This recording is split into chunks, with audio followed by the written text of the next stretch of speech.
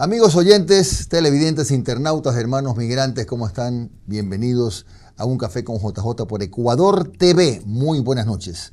Hoy está con nosotros el economista Jorge Calderón Salazar, consultor, analista y coach económico, rector del Tecnológico Universitario Argos, miembro del Foro Libertad y Prosperidad del Instituto Ecuatoriano de Economía Política, articulista de la revista de la Cámara de Comercio de Guayaquil y del diario Correo de la provincia de El Oro. Vamos a hablar de cómo se puede enfrentar un año difícil en lo económico, como lo será el 2026.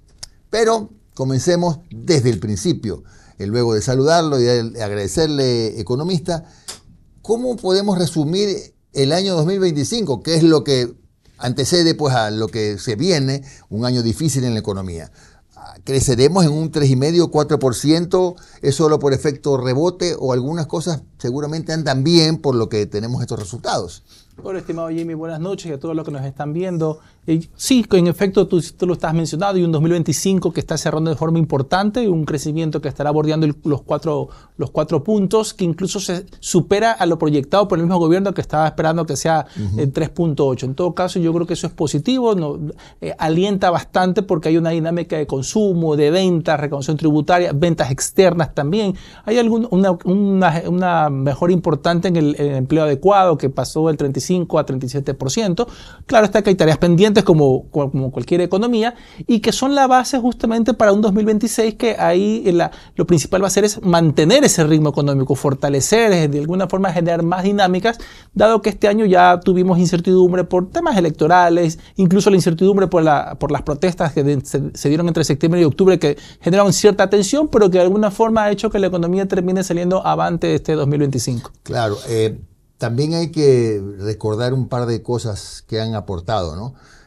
Aunque no es logro de ningún gobierno, es más bien penoso que los hermanos migrantes tengan que estar colocando remesas con el sudor de su frente. Este será un año récord de remesas. Tenemos también en exportaciones de productos no tradicionales récord, ¿no?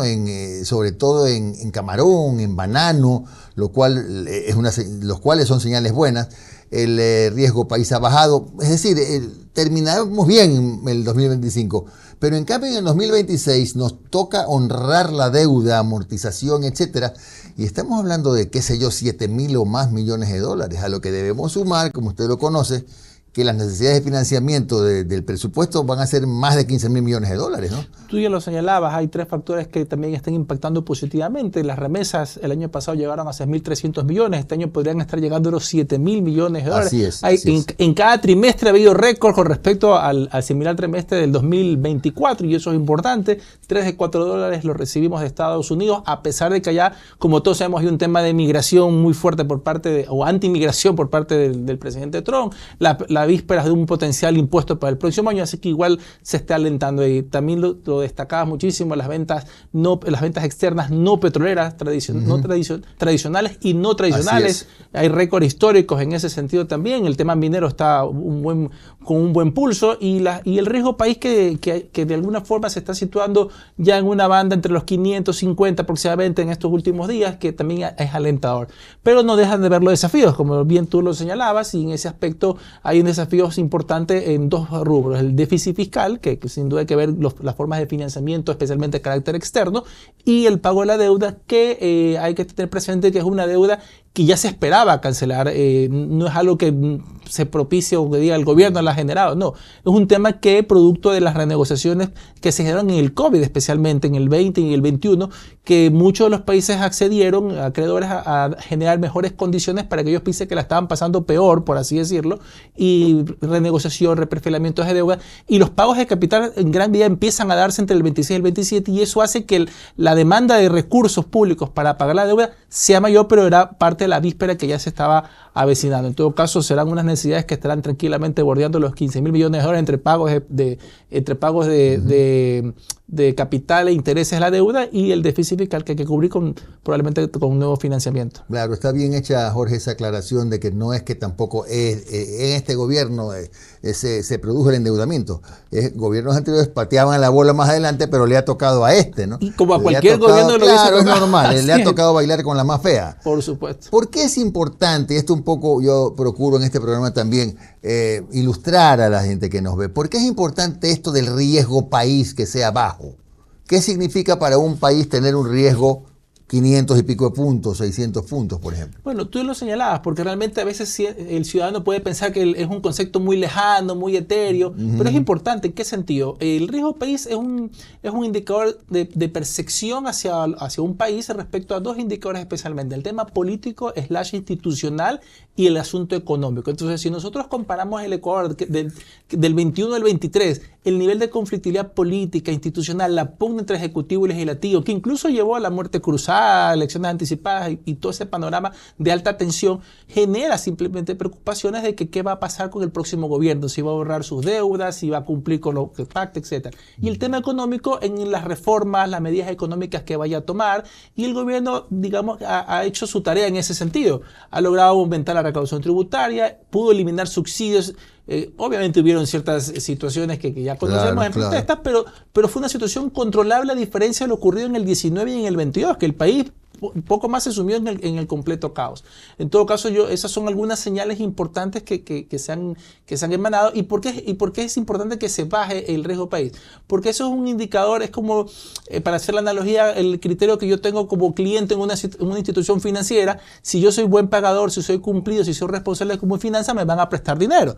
Entonces, el país también tiene esa situación. Si yo cumplo con la reforma, hago mi tarea, me van a prestar recursos. Entonces, yo puedo acceder a recursos con multilaterales a un menor costo financiero. La banca nacional puede también apalancarse afuera cuando quiere traer recursos acá a la economía, lo va a hacer con menos tasa de interés y por tanto va a poder generar menor tasa de interés acá, y también ayuda a que la inversión pueda venir porque es un síntoma de que la economía está marchando bien. Entonces son aspectos que a veces hay que explicarlo, como tú bien lo decías, para que el ciudadano de a pie entienda por qué la importancia de un concepto que puede sonar muy macro, muy de afuera, pero que sí nos termina ayudando y aportando muchísimo a nosotros. El riesgo país nos pone una especie de sello en la frente, eres buen pagador. Eres buen pagador, estás haciendo bien las cosas, tienes un buen nivel de cumplimiento y compromiso. Obviamente hay que seguir reduciéndolo más. Hay países como Uruguay que tienen un nivel de riesgo país por debajo de los 100 puntos.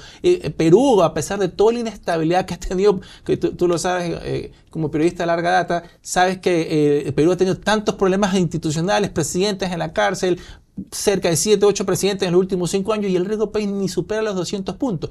¿Por qué? Porque hay un tema de institucionalidad. Hay un presidente del Banco Central que tiene 23 años en el cargo, que ha pasado por todos los presidentes de todo, como digo, de todos los tonos, colores y sabores de Perú, pero se mantiene porque hay un tema de economía de largo plazo. Hacia allá tenemos que llegar a garantizar esos aspectos, y va a ayudar que, a pesar de que pueda haber situaciones políticas propias de los países latinoamericanos, el país en lo económico puede salir adelante. Claro, no, bueno, ya que citas Perú, la economía y la política van en líneas paralelas, nunca se encuentran, ¿no?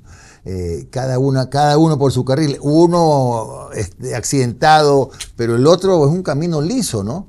Por ejemplo, los contratos tienen fuerza de ley. Allí por eso es que hay inversión, pues con los contratos ley la gente de afuera y la de adentro, ahí invierte con confianza. Por supuesto, y es uno de los países que más atrae inversión extranjera, es decir, junto con Colombia, que a pesar de tener un gobierno de características como el de Petro, no deja atraer inversión, porque hay un tema de institucional, de marco jurídico que se respeta, de resolución de conflictos y avance en los contratos, que ayuda muchísimo. Y Perú es una muestra de ello. Hay sectores muy dinámicos. El año pasado inauguraron el puerto de Chancay, una de las inversiones más grandes en América Latina en términos de infraestructura portuaria, y esas son las señales que el país tiene que justamente generar, y eso es parte del trabajo que se tiene que hacer. No es una carrera de velocidad, es una carrera de resistencia, porque el Ecuador obviamente estamos muy retrasados en eso versus dos economías muy cercanas como Perú y Colombia, que han avanzado décadas en el tema de apertura, generar inversión y confianza. Claro. Jorge, regresando un momentito a lo del riesgo país, ya que mencionábamos que Perú tiene un riesgo país muy bajo, ¿no? 200 puntos. Pero hay otro indicador al que se refiere generalmente economistas de fuera del país. Es el de JP Morgan, donde no estamos bien calificados. ¿Es así realmente o hay alguna suerte de distorsión? Bueno, uno de los indicadores más conocidos de JP Morgan es la evaluación con respecto a la deuda externa. Ha habido ciertas mejoras en el nivel de deuda, subiendo su calificación a B2+, si no mal recuerdo. Y eso también es un buen síntoma en ese sentido. Obviamente hay preocupación siempre en los tipos de papel que los gobiernos emiten y en las posibilidades de cumplimiento, y ahí justamente hay un aspecto que quería comentar con el riesgo país que va de la mano con esto. ¿Por qué el riesgo país del Ecuador no baja más de lo que uno quisiera, porque hay qué? temas estructurales que resolver. Uno de ellos es la dependencia de petróleo todavía. Entonces, el hecho de que el petróleo si bien ha bajado mucho su participación en la economía, no quiere decir que no deje de alimentar las finanzas públicas. Entonces, si el precio del petróleo baja, la percepción es, ok, tú vas a recibir menos ingresos petroleros. Entonces, esa preocupación se traslada al riesgo país y, de hecho, la baja en estos 2 días del precio del petróleo ha hecho que el riesgo país suba un poquito, subió unos 20 puntos y que de alguna forma también va como colateral, ok, si tú tienes problemas de ingresos, probablemente tu deuda también pueda tener ciertos problemas, pero son esas situaciones estructurales que de alguna forma también hay que resolverlo. Claro, y de eso seguramente vamos a hablar en el siguiente bloque, donde analizaremos esto de los sectores estratégicos, porque por alguna razón, que la hay, nosotros no crecemos en exploración, ni mucho menos en explotación petrolera, y en la minería, si bien hay algunos avances importantes, como lo has mencionado, Jorge, todavía estamos en pañales, ¿no? Estamos viendo un crecimiento exponencial de la minería ilegal, pero no de la legal. De eso tendremos que hablar también. Por supuesto que sí, eso yo creo que si bien hay unos avances relativos, yo creo que es un sector que deberíamos potenciar. Lo que hay en carpeta en términos de proyectos mineros podría ser igual o más del boom petrolero que tuvimos desde el 2008 al 2014, podría ser inclusive superior. Ojalá podamos avanzar decididamente. Esa minería legal, esa minería formal es la que realmente genera una contribución a la sociedad y a las comunidades donde se asientan. Y esa ilegal es la que justamente genera más daño, genera destrucción del clima, contaminación de recursos hídricos, incluso actividades ilícitas como trata de blancas, prostitución, en fin, un sinnúmero de actividades que son penosas y que se las observa. Tenemos casos como en Zaruma, Buenos Aires, en el Oriente. En todo caso, yo creo que hacia allá tienen que ir justamente las acciones desde el gobierno para reducir y limitar y acabar, esperemos, la minería ilegal y darle paso a una minería responsable que ayude y contribuya a la economía del país. Además, sí, la minería ilegal y el narcotráfico, lo que están contribuyendo sí es a la inseguridad, ¿no? Que también el que quiere invertir en este país es un elemento en el que se fija, ¿no? En un país, mientras más seguro, con más confianza invierto, pero en un país que no te da seguridad jurídica, pero que además es inseguro, hay que pensar bien. Por eso hay que ajustar, mejorar lo que haya que reformar en materia de leyes, por ejemplo, de lo que hablaremos también en el siguiente bloque. Estamos con el economista Jorge Calderón Salazar y regresamos en un momentito en Ecuador TV.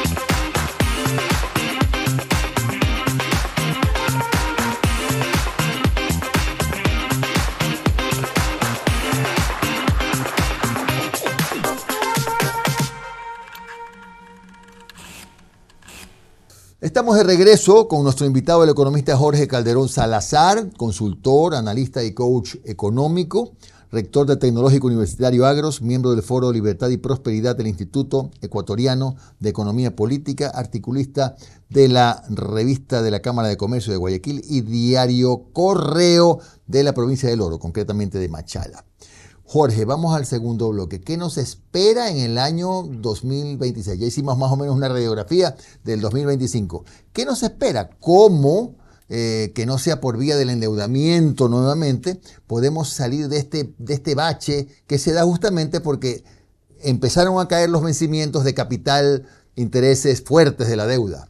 Claro, lo decíamos en el segmento anterior, está un tema de deuda muy presente, incluso está en la proforma presupuestaria de reciente aprobación, está el peso en casi la tercera parte de los recursos, y lo decíamos también que era algo que ya se venía sí o sí para cualquier gobierno. Yo creo que ahí uno de los principales desafíos va a estar en que el gobierno pueda generar más recursos, en ese sentido, sea por recaudación tributaria, por incluso en la monetización de algún tipo de activo, las ventas extranjeras, que de alguna forma eso genere divisas. Eso yo creo que va a ser importante que se pueda hacer. Yo creo que el gobierno podría ver alternativas de alianzas público-privadas para que pueda generar la obra pública que se necesita. Lo decías tú hace un momento en el bloque anterior, lo relacionado a las remesas. Yo creo que hay que darle un giro a las remesas para que las mismas no lleguen directo a consumo, sino que puedan llegar a proyectos productivos, que los gobiernos locales o el gobierno nacional impulse alguna forma de capitalismo que genere esa atracción de las remesas y vean una posibilidad de inversión en la parte productiva del país. Yo creo que ahí podemos cerrar esa brecha y el gobierno, a través de proyectos y un esquema adecuado, captar las remesas de tal forma que, ¿por qué envía un migrante acá? Más ayudar a su familia en consumo, también busca generar ahorro. Entonces, en vez de que ese quede un ahorro, una cuenta del sistema financiero, ese ahorro vaya hacia aspectos productivos que el gobierno necesita impulsar. Yo creo que por ahí podría tener un proyecto interesante el gobierno. La generación de recursos va a estar importante, seguir bajando el riesgo país para poder acceder a una emisión de bonos bajo sus propias condiciones, pero lo importante va a ser siempre la búsqueda de ingresos. Pero Jorge, esto de las remesas suena interesante, pero tiene que ser un programa tan sólido, tan bien explicado, tan garantizado, que genere confianza, porque de suyo ya la gente que se fue, los hermanos migrantes que se fueron por desconfianza, por temor, buscando mejores días. Ahora decir, vamos a mandar la plata para que el gobierno, los GATS, las pongan en un negocio y capaz que se me la roban. Ese es el temor. Por supuesto, esa preocupación va a estar latente porque siempre está ese sinsabor de cómo el sector público ha manejado las cosas históricamente. Efectivamente. Que es poner plata en saco roto, pero yo creo que si se generan experiencias, si de alguna forma se evidencian buenas prácticas, eso podría ayudar muchísimo. No es algo que digamos que se llega a gestar, pueda reventar así en el 2026 de forma importante, pero hay que sentar las bases porque ahí tenemos un recurso que incluso supera con creces a la inversión extranjera que se recibe en el país. Y no digo que todas las remesas al final ya van a terminar pasando por eso, pero digamos que de 7.000 billones de dólares que podrían estar cerrando, un caso hipotético, el 10% se pueda captar para proyectos de alta envergadura. Ya estamos hablando de 700 millones que irían a la parte productiva. Son ideas que de alguna forma podrían explorarse, pero en todo caso, como tú bien lo dices, el hecho de generar confianza, credibilidad, reputación, buenas prácticas que ayuden a que esos recursos puedan ser aprovechados de otra manera. Y esta confianza también se necesita en materia de seguridad social, por ejemplo, ¿no? Todos los años escuchamos los jubilados y los no jubilados que al IES en 2 años y medio, 3 años se le acaba la plata. Causa preocupación, más aún ahora que se conoce que es probable que el gobierno deba volver a colocar bonos y seguramente el IES será uno de sus clientes, ¿no? Y eso no es de ahora, se lo ha hecho siempre. Pero no hay ni siquiera un estudio actuarial, pues. Entonces, ¿cómo se hace para que también la gente confíe en un sistema de seguridad social que le permita estar tranquilo y saber, bueno, cuando yo me jubile, voy a recibir mi jubilación y no voy a estar desvelándome pensando, caramba, ¿cuántos años voy a recibirla? Claro, es una preocupación latente de la seguridad social. Ya el gobierno ha dado algunos visos de cómo querer solucionar algunas alternativas. Esto va a requerir consensos y que todos los distintos actores, no solo el sector público, empleadores, empleados, jubilados, cedan algo, porque al final nos va a tocar resolverlos a todos. Porque inclusive, a pesar de que digamos que el gobierno tuviera los recursos y diga, me pongo al día y pago todo lo que debo, cuando ya se determine con exactitud cuánto es, al final del día no es un tema solo de recursos, es un asunto relacionado a la gestión, y que no se ha gestionado adecuadamente en ese sentido desde hace muchos años atrás. Entonces yo creo que eso va a ser importante, que exista un consenso en la forma cómo vamos a sacar adelante la seguridad social. Es penoso saber que los recursos no alcanzan, según las proyecciones que se hicieron años atrás, para cubrir a alguien que recién empieza su etapa productiva, empieza a aportar y que tiene esperanza en 30, 35 años de recibir jubilación, que probablemente ni exista. Entonces es una situación que hay que resolver. Ahí tiene un desafío importante el gobierno. Esperemos que durante el 2026 se generen ya aspectos que puedan darle solución a eso, que tampoco va a ser inmediato, pero que de alguna forma permita que eso se encauce. Claro, pero a ver, Jorge, ¿cuáles serían a criterio de no solamente de Jorge Calderón, de otros economistas, el sacrificio que tendría que hacer el afiliado, el Estado, qué sé yo, para poder fortalecer la economía del seguro social? Bueno, desde el Estado avanzar con los pagos de la deuda, garantizar que quien vaya a dirigir la seguridad social, el Consejo Directivo del IES tenga las garantías de que va a ser un buen gestor, claro, que se van a tomar... la preparación, es un técnico, ¿no? Exactamente, que sepa, ¿no? No es algo político, es alguien técnico que de alguna forma ayude en ese sentido. Desde la parte de los trabajadores, realmente ahí va a tocarse aspectos relacionados a los aportes, a los años, que son temas delicados, sin duda. Ojo, Europa ya lo hizo, obviamente bajo otras connotaciones, lo hizo en los años 90, inicio de 2000, por un tema más ahí de natalidad, que también tenemos aquí presente un tema demográfico, sí, pero en gran medida ha sido un tema de gestión lo que ha afectado la seguridad social. Por el lado de los patronos también el tema de aportaciones, y por eso decía hace un momento que va a ser una solución conjunta en la que todos tengamos que ceder algo. No nos va a agradar, pero de alguna forma si queremos que la seguridad social puedan aprovecharla, no los que están ahorita o por 2, 3, 4 años, sino que realmente haya garantías, debemos avanzar hacia eso. Entonces yo creo que debe ser parte de un consenso nacional en la cual todos tengamos que aportar con algún tipo de sacrificio, pero es necesario al final del día. Entonces no hay que darle vueltas al tema. Realmente el IES está en crisis, ¿no? Sí. Sí hay una crisis, no podemos negarlo. Es palpable y evidente. Pasamos, por ejemplo, al capítulo de la atención hospitalaria y todo, donde se nota que el problema, entre otras cosas, es la falta de recursos, ¿no? Exacto, recursos ligado a la gestión. Yo creo que ahí hay que mejorar mucho el tema de distribución, de compras de los insumos médicos, de tener especialistas.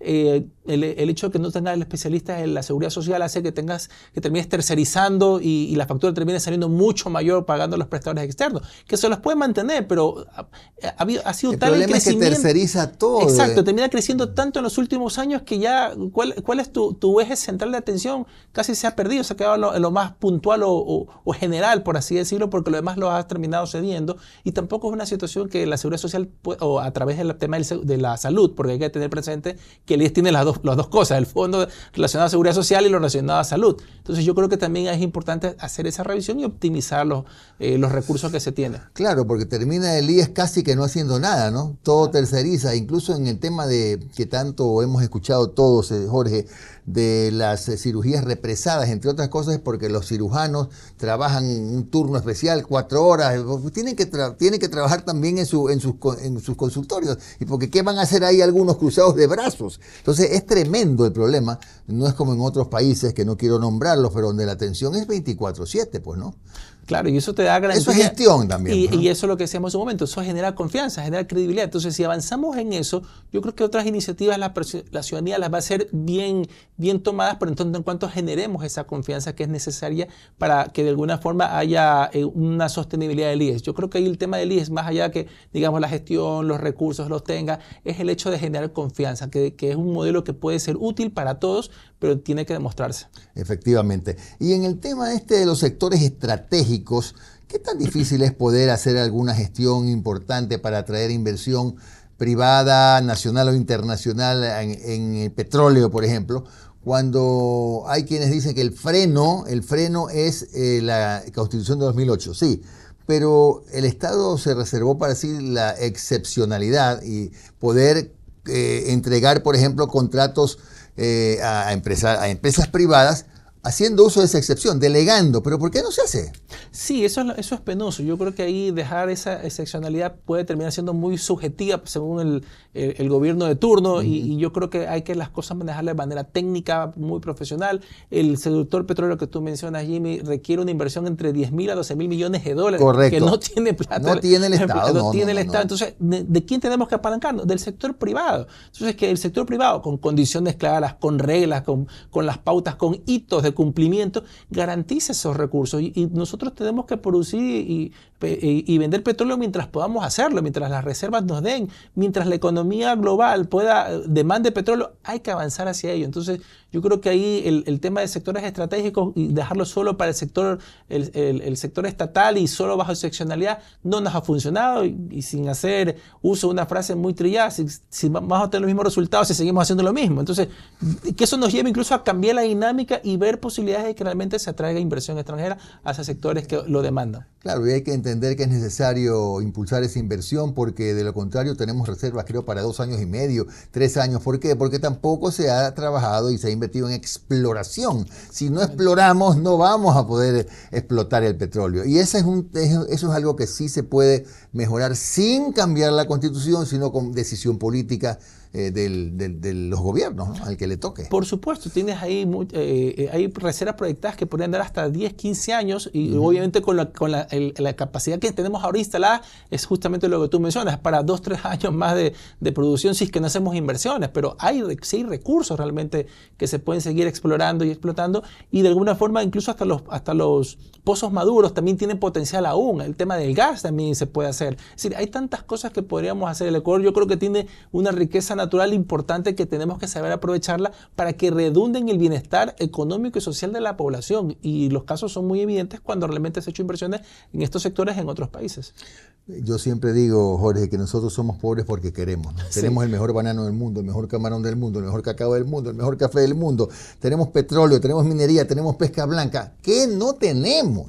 Ese es el gran problema no estoy hablando de este gobierno, hablo de los gobiernos a lo largo de la historia que no se han dado cuenta que estamos caminando sobre mucha prosperidad, ¿no? Nos morimos de sed junto a la fuente. Sí, esa es la verdad. Sí, ¿y qué sucede? Tú destacabas algunos productos, café, cacao, banano, camarón, entre otros. Sí, camarón, realmente claro. Tenemos una riqueza importante en diversos rubros que hay que aprovecharla.